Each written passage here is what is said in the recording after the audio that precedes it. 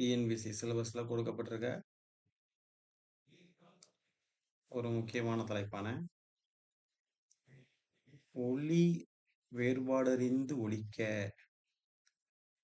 பொருள் வேறுபாடு உணர்ந்து பயன்படுத்துக அப்படிங்கிற தலைப்புல இருந்து தான் நம்ம பார்க்க போறோம்.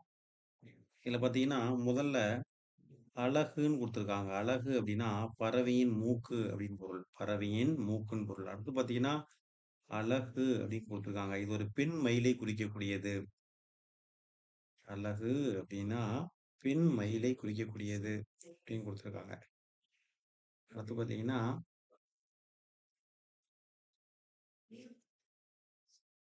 அடுத்து பார்த்தீங்கன்னா, அழகு குடுத்துருக்காங்க.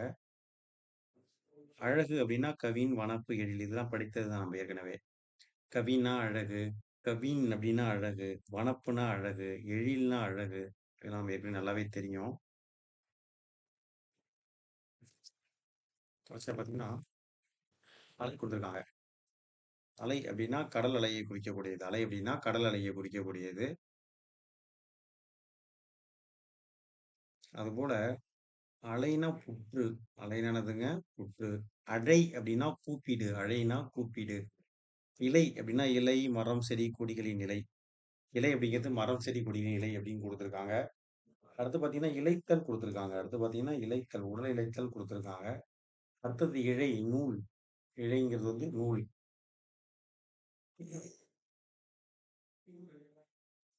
அடுத்து பார்த்தீங்கன்னா, கலை. கலைனா கவின் கலைகள குறிக்குது. அதுபோல கலை அப்படின்னா, நீக்கு, பயிர்களை நீக்கு.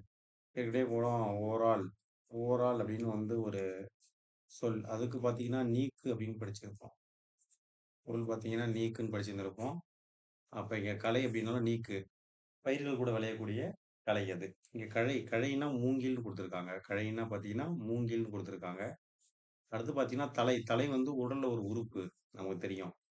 அடுத்தது தலை அப்படிங்கிறது வந்து விலங்கை குறிக்கிறது. தலை அப்படிங்கிறது பார்த்தீங்கன்னா, விலங்கை குறிக்கிறது. அடுத்து பார்த்தீங்கன்னா, தழை. தழைங்கிறது பார்த்தீங்கன்னா, தழைத்தல குறிக்குது. தழைங்கிறது பார்த்தீங்கன்னா, தழைத்தல குறிக்கிறது.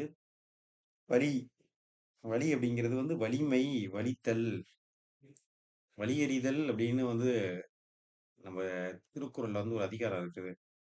அப்ப வலிங்கிறது பார்த்தீங்கன்னா, ஆ வலிமையை குறிக்கிறது. எதை குறிக்கிறது அப்படின்னா, வலிமையை குறிக்கிறது. அதுபோல பார்த்தீங்கன்னா, வலித்தல் இது வந்து பெயின் இங்கிலீஷ்ல நம்ம பெயின் சொல்லுவோம் இல்லையா? வலித்தல் அது குறிக்குது. அதே சமயத்தில வலி அப்படின்னா காற்று. வளிமண்டலத்தில வளிமண்டலம் அப்படின்னு சொல்றோம். காற்றுகள் உள்ளது வளிமண்டலம். அடுத்து பார்த்தீங்கன்னா, வழினா பாதைன்னு சொல்றோம். வழினான்னு சொல்றோம், பாதைன்னு சொல்றோம். இதெல்லாம் பார்த்தீங்கன்னா, பொருள் வேறுபாடு என்ற பொறுத்துகள முக்கியமானவை. ஞாபகத்தில் வைத்துக் கொள்ள வேண்டியவை. நன்றி, வணக்கம்.